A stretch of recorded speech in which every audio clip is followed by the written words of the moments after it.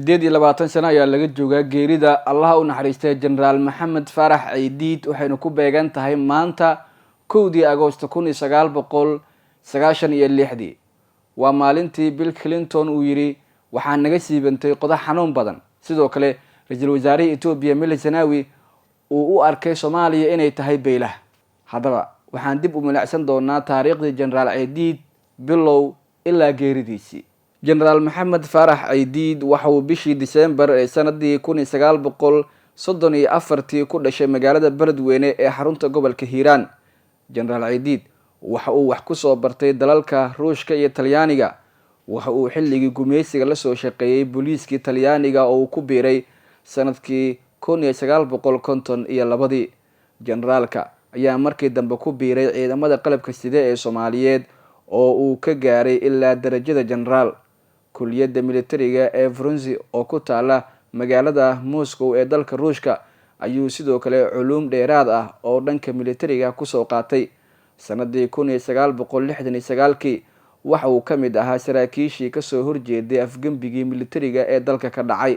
Generaal Ciidiid ayaa waxa xabsiga u taxaabay dawladii kacaanka ee uu hogaaminayay Allah u naxariistay Maxamed Siyaad Barre Ciidiid ayaa xabsiga laga soo daayay sanadii 1975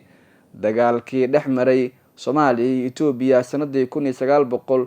1977 ilaa 78 waxa uu kamid ahaa saraakiishii ka qayb gashay ee hogaaminaysay Generaal Maxamed Faarax Ciidiid ayaa waxa uu sidoo kale mar noqday danjirihii Soomaaliya u fadhiyay dalka Hindiya kadib dagaalkii dalka looga saaray hogaamiyihii xilligaasi ee Maxamed Siyaad Barre waxa yimid khilaaf u dhaxeeyay Maxamed Faarax Ciidiid iyo Cali Mahdi waxa uu sanadii 1991 noqday hogaamiyihii jabhadii USC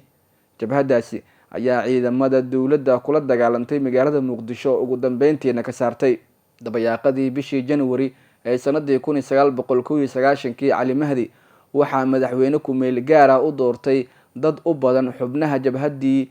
United Somali Congress ee USC oo kamid ahayd xoogagii xukunka ka tuurtay Maxamed Siyaad Barre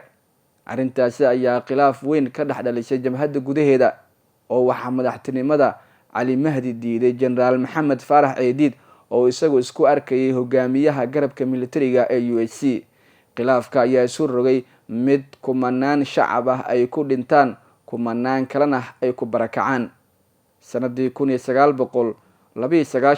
golaha ammaanka ee qaramada midoobay ayaa go'aamiyay in Soomaaliya loo diro ciidamo nabad ilaalin ah oo uu hogaaminayo Mareykanka dabayaaqadii sanadii 1992 ciidamada badda ee Mareykanka ayaa soo gaaray magaalada Muqdisho ee caasimadda Soomaaliya howlgalkaasi uu Mareykanku hogaaminayay waxaa loogu magac daray howlgalkii rajo soo celinta sanadii 1993 waxaa dawladda Mareykanka ay hogaaminta ciidamadeeda howlgalka ka waday Soomaaliya ku wareejiday qaramada midoobay wax badan ba kama soo wareegan markii khilaaf uu soo kala dhaxgalay Generaal Ciidiid iyo ciidamadii shisheeye ee 35,000 ahaa ee dalka u tagay ama u joogay in ay nabadeeyaan Ciidiid wuxuu xilligaasi haystay qaar kamid ah goobihii muhiimka ahaa ee Muqdisho kadib dhowr goobood oo uu radio Muqdisho kamid yahay ayay Mareykan ku duqeeyeen caradii ka dhalatay waxay sababtay in bishii June 1993 taageerayaashii Generaal Maxamed Faarax Ciidiid ay dagaal hubeysan kala hortagaan ciidamada qaramada midoobay weerar lagu qaaday ciidamadii Pakistan ee howlgalka qaybta ka ahaa waxa lagu dilay 24 askari ilaa 60 kalena waa lagu dhaawacay qaramada midoobay waxay ku dhawaaqday dagaal ka dhan ah Generaal Maxamed Faarax Ciidiid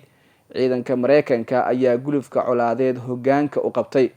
3 Oktoobar sanadii 1993 ciidanka sida gaarka u tababaran ee Mareykanka ayaa howlgal military ka fuliyay bartamaha koonfurta Muqdisho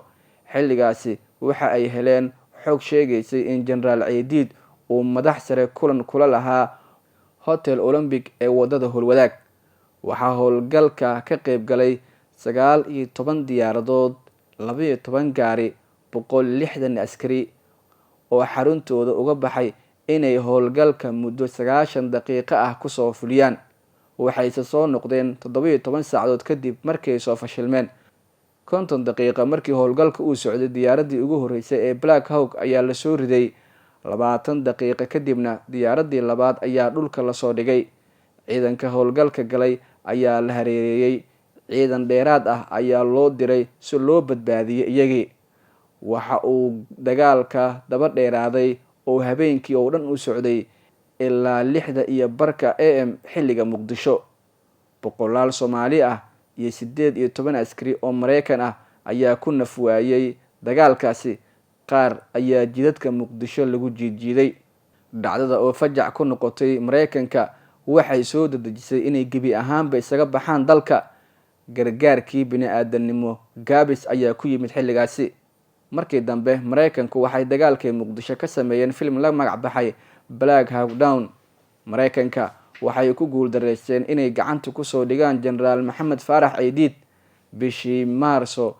1994. waxaa si rasmi ah loo soo afjaray howlgalkii Mareykanku ka waday Soomaaliya.